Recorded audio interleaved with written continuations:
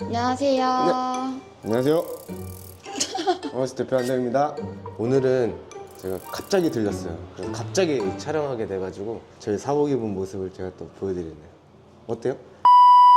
제가 주방 뭐 설비나 그런 것들을 보여드리면서 찍고 싶었는데 또 공정상 그리고 지금 저희가 바쁘다 보니까 그게 또 안 되더라고요. 그래서 마감은 다 된 상태인데도 제가 설명을 한번 드리겠습니다. 그리고 사진이 있으니까 띄워드리면 좋을 것 같아요. 일단은 주방부터 설명 좀 드리겠습니다. 네. 자, 주방 들어오십시오.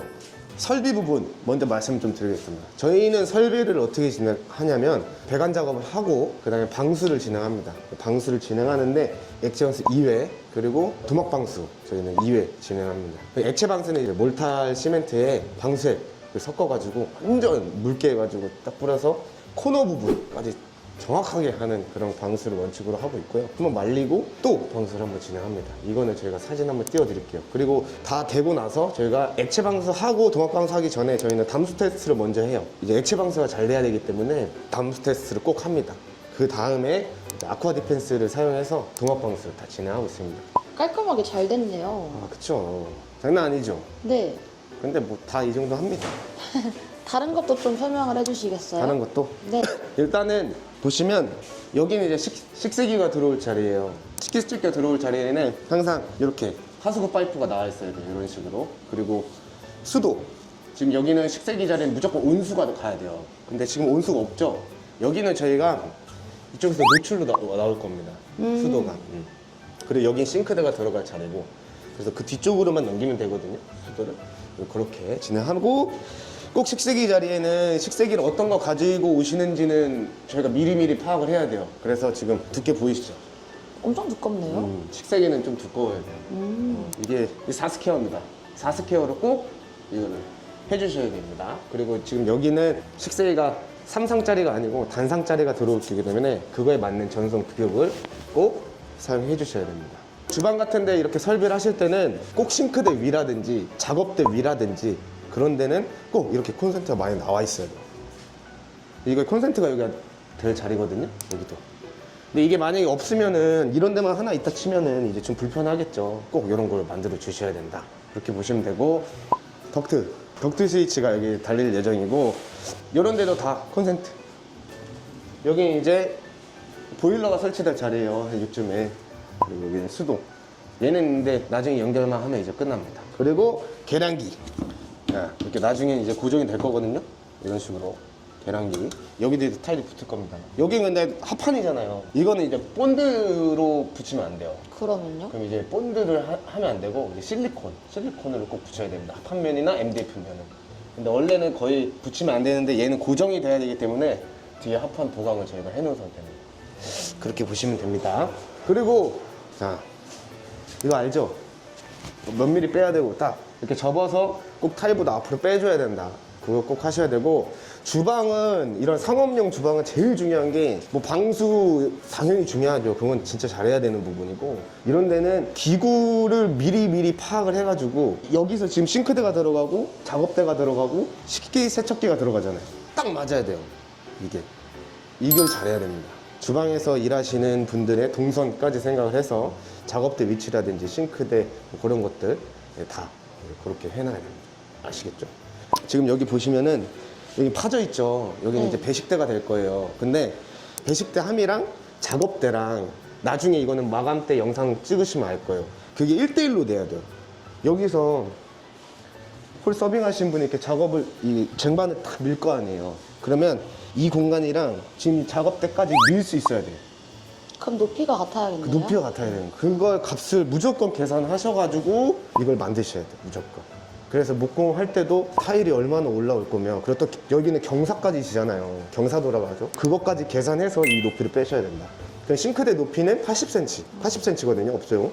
근데 밑에 이렇게 4cm 정도 조절할 수 있는 게 있어요. 그러면 80에서 84까지 4cm의 여유가 있잖아요. 그래서 저는 82cm로 맞췄다. 그러면 싱크대에서 작업대에서 2cm 올리면 1대1이 되는 거죠. 그거 안 되는 현장 굉장히 많습니다. 그거 잘 하셔야 돼요. 그리고 여기가 이제 네. 서브 주방. 여기가 서브 주방. 여기도 동선이 똑같아요. 지금 이런 소형평수 같은 경우에는 들어가야 될 공간들이 굉장히 많잖아요. 그래서 저희가 이쪽들도 다 선반으로 다 구획을 잡았고 그리고 이쪽 공간에도 뭐 정수기, 그리고 싱크대, 여기 싱크대 조그만한 거 하나 들어가거든요. 그리고 이쪽에 토핑 냉장고, 그 값까지 해가지고 저희는 이렇게, 아무튼 이 공간이 무조건 확보가 돼야겠죠. 그러면 이제 타일 붙는 값까지 계산해서 이걸 꼭 빼줘야 된다. 그렇게 보시면 됩니다. 그리고 이쪽 공간은 착화실. 여기는 이제 착화기가 들어갈 공간입니다. 근데 여기서는 아직 닥트 시공이 안 됐는데 이제 닥트 시공을 들어올 거예요. 그래서 타공해서 이쪽에서 이제 수술 불 빡 해가지고 하겠죠. 근데 이게 홀에서 손님이 봤을 때 이게 보이면은 좀 안 되죠. 그리고 이렇게 막혀져 있어야 돼요. 제가 좀 날리니까 닥트가 있다 해도. 그래서 꼭 착화실은 이렇게 숨겨놔야 된다.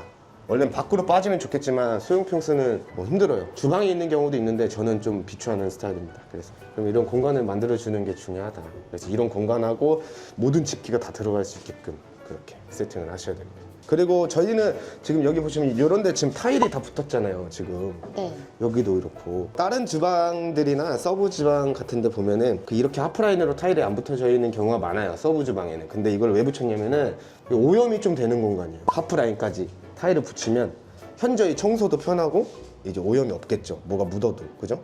여기서 뭘 해도 만약 이게 싱크대가 안 쳐진다 하면 물이 튀어도 문제가 없고, 그래서 이런 데는 페인트 마감을 하시는 것보다는 꼭 이렇게 중간 라인만큼은 타일을 꼭 붙여주시는 게 좋습니다. 이런 것까지 세심하게 아주 그냥 뭐 여기 처음 장사하시는 알 수가 없어요. 꿀팁이네요. 그러니까 이런 걸 잘 해줘야 된다. 그래야 오염도 현저히 없고, 꼭 이런 걸 또 이렇게 좀 하시란 말이에요. 화가 나셨어요. 아무튼 그렇게 하시면 굉장히 좋습니다. 네. 그리고 이쪽 공간은 이제 카운터가 될 자리예요. 그래서 여기서 포스 업무 보시고 결제도 여기서 하는 시스템입니다. 네, 그렇게 보시면 됩니다. 자, 나오실까요? 원래 처음에 오셨을 때 천장 상태 어땠어요? 완전 안 좋았었어요. 그죠? 지금은? 깨끗해졌네요. 그죠? 네. 여기서 이제 저희가 평활도를 다 잡았고, 그 다음에 석고보드, 원플라이 친 상태입니다. 그러니까 면이 정확히 맞죠? 이제 제가 수평 다 보고 잡았거든요. 원래 처음에 왔을 때는 네. 구멍 난 것도 되게 많았고, 그쵸, 그쵸. 네, 어디는 뜯어져 있고, 그쵸, 이 그쵸. 높낮이가 다 안 맞았었잖아요. 맞아요. 그 높낮이는 다 맞췄습니다. 이런 식으로 다 맞춰줘야 된다. 그래야 이제 봤을 때 이질감이 없겠죠. 그리고 이거는 선택 사항인데, 지금 이렇게 닥트가 간 공간 보이시나요? 여기 보시면은 이게 뭐죠? 합판이잖아요. 네. 이렇게 보강을 해주셔야 돼요. 이 닥트 스파이럴 배관이 견뎌야 되니까. 그래서 이것도 천장 작업할 때 같이 하셔야 됩니다. 그리고 지금도 바닥은 지금 타일이 다 깔려 있잖아요. 근데 처음에 사진을 저희가 띄워드리면은 바닥 상태가 굉장히 안 좋았어요. 타일을 깔기 위해서 원래 기존에 막 데코 타일이 있었지, 에폭시 막 깔려 있었지, 그걸 저희가 샌딩으로 다 갈고 그 위에 저희가 타일을 압착 시공을 했습니다. 그렇게 보시면 될 것 같아요. 근데 지금 네. 밑에 보양지가 깔려 있어가지고 네. 바닥 확인이 그거죠. 어렵네요. 그렇죠. 네. 근데 뭐 여기도 어차피 지금 타일이 다 깔려 있어가지고 다 타일이 깔려 있잖아요, 이렇게. 그죠? 여기가 그때 네네. 옹벽. 옹벽? 네, 시멘트벽. 네. 목상 짜셔가지고 이렇게 네네. 감싼다고 하셨는데 네. 이런 식으로 감싸면 되군요. 그렇죠. 이렇게 MDF로 한 번 감싸면 됩니다. 근데 지금 또 이제 보시는 분들 그럴 수 있어요. MDF면 타일이냐? 절대 이거 밑엔 석고입니다. 여기 밑엔 석고보드예요. 반 잘라서 여기서부터는 MDF고 이 밑으로는 다 석고입니다. 또 그런 얘기가 나올 것 같아서 제가 지금 이렇게 얘기를 드립니다. 네? 알겠습니다. 아시겠죠? 이거 꼭 올려주세요. 뭐 MDF 면은 아까 말씀드렸다시피 합판면은 뭐 실리콘 이렇게 써도 되는데 그래도 석고보드에 붙이는 게 훨씬 더 타일은 유리하기 때문에 밑에는 다 석고보드로 가고 그 위에는 MDF로 가는 그런 형식으로 갑니다. 어차피 이게 투플라이니까 두 번 친 거니까 그렇게 보시면 돼요. 그래 하나 더. 여기가 이제 덕트 설비가 됐잖아요. 네. 지금 이게 뭔지 알아요? 이거? 고기 연기를 빨아들이는 배기. 얘는 급기. 외부의 바람을, 신선한 바람을 여기 넣어주는 겁니다. 꼭 이거를 하셔야 돼요. 급배기를. 배기만 하는 경우도 있어요. 근데 뭐 자연 급기 쓰시는 분도 있는데 제 생각에는 급기를 모터로 해서 넣어주는 방식이 저는 더 낫다고 생각합니다. 근데 비용적인 것도 이게 좀 더 비싸지만 전 그렇게 선호를 하고 있어요. 이걸 잘 해야 공기의 순환이 잘 돼요. 한마디로. 그리고 지금 보면은 보여요? 위에? 디퓨저라 그래요. 여기는 모터가 하나예요. 모터가 하나인데 저 디퓨저까지 같이 돌리면 이제 효율이 조금 적어요. 근데 저희는 어떻게 할 거냐, 저 디퓨저에 다 단파 작업을 할 겁니다. 단파 작업이 뭐냐면은 이렇게 밸브를 잠갔다 열었다 이렇게 수동으로 개폐할 수 있는 거를 제가 만들 거거든요. 그래서 뭐 엄청 뭐 손님이 많아서 연기가 뿌일 때는 저거까지 열어주셔야지. 이제 연기는 항상 천장으로 올라가잖아요. 불난 거 보셨죠? 그럼 천장으로 올라가죠. 그거랑 같은 개념으로 저기서 다 빨아 당기는 겁니다. 천장에 있는 연기들을.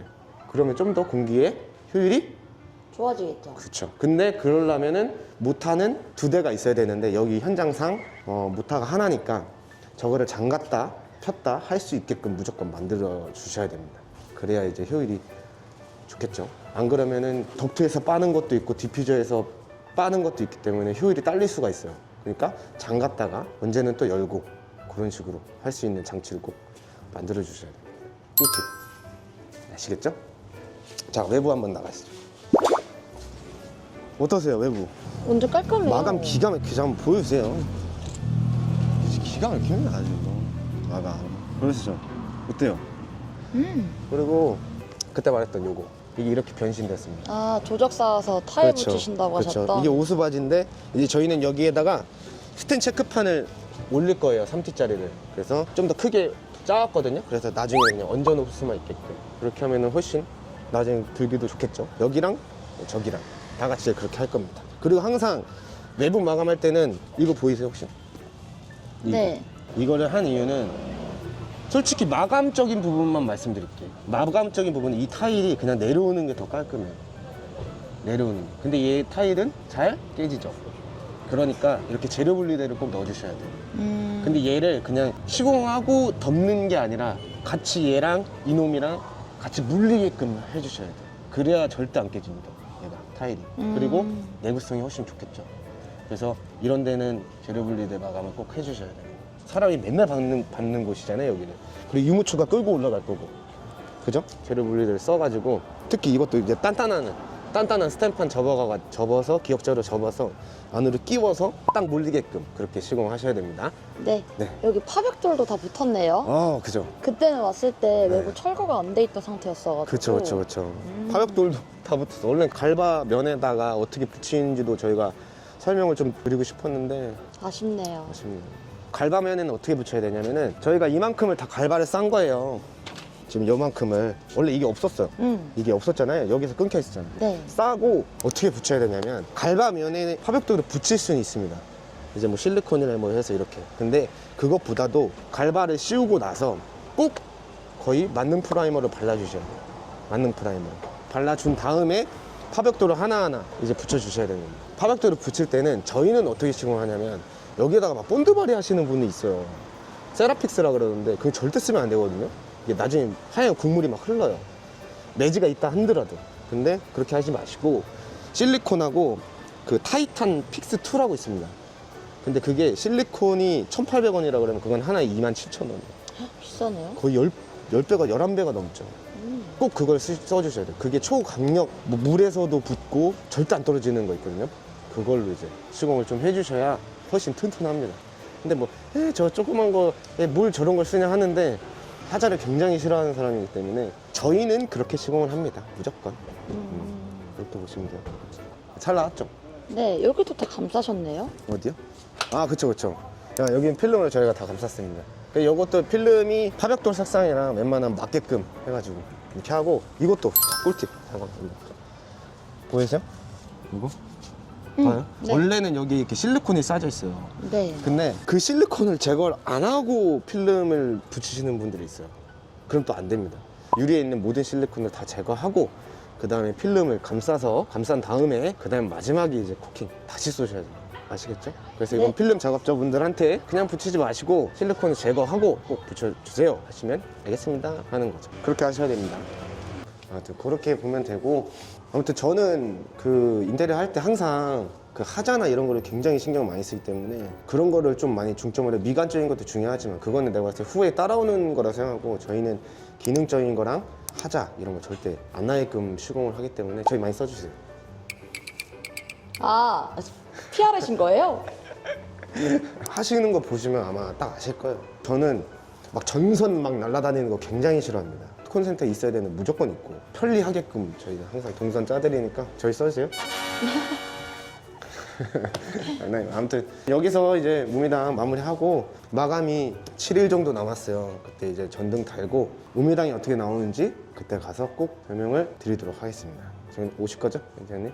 제가 아니면 누가 오나요? 그쵸, 그쵸. 맞습니다. 아무튼 우미당 마지막 영상을 저희가 또 찾아오도록 하겠습니다. 들어가요. 만감부 해주세요. 아, 그런 거 많은 관심 부탁드립니다. 만간부.